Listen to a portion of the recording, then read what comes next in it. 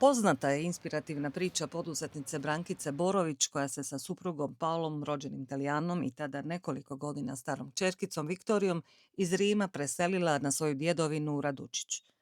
Pokrenula je uspješnu kozmetičku liniju Viktorija kozmetika, ali u poslovanju njezinog OPG-a uvijek je nešto novo, stalno idu naprijed.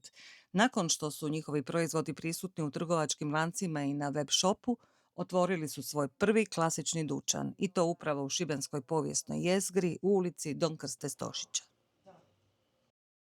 Nekako smo postepeno došli do toga da konačno otvorimo taj takozvani flagship prvi.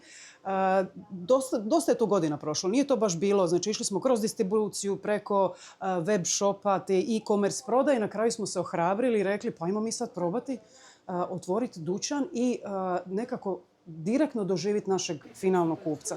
I to se desilo sad, prije par dana u Šibeniku otvorili smo dućan naše kozmetike ovdje u staroj gradskoj jezgri i reakcije kupaca su stvarno konačno ste otvorili. Mislim, ja znam da to je konačno, ali nije to baš tako proces odlučiš i otvoriš. Tako da eto, mi smo nekako unijeli sebe 300% u ovo.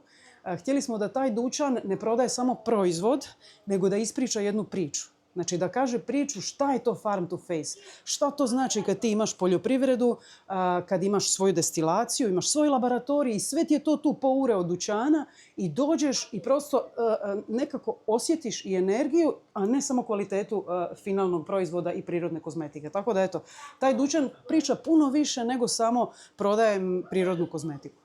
Farm to face kozmetika u stvari znači da proizvodimo sami osnovnu sirovinu. Mi uzgajamo plantažu smilja, imamo farmu magarica, to su naše osnovne sirovine koje skupljamo tokom cijele godine. Znači smilje, sad će biti branje, mužnja magarica, sve to dolazi do laboratorija, sve se nalazi u Radučiću, smilje ulazi u destileriju, znači sad paralelno radim i transformaciju i jedne i druge sirovine. I onog trenutka kad je sirovina spremna, iz laboratorija, tu se priprema kozmetika, šalje se na analizu, dermatološki, zdravstvenu ispravnost, sve certifikate i onog trena izlazi na tržište. Na tržište znači sad i dućan u Šibeniku, znači i web shop, znači i male koncept trgovine.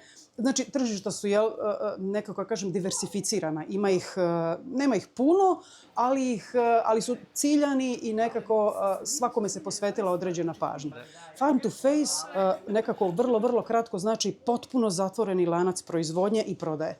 Potpuno znači od momenta kad ugazimo u tu zemlju, poberemo, posadimo, obradimo to smilje, damo sjeno magarcima, žito i tako dalje, uzmemo ono što nam daje taj izvor, preradimo ga i zaista u nekom najsavršenijem mogućem obliku spakiramo kozmetičku kutijicu, laboratorijski testiramo u eksternim laboratorijima i stavimo tu na policu.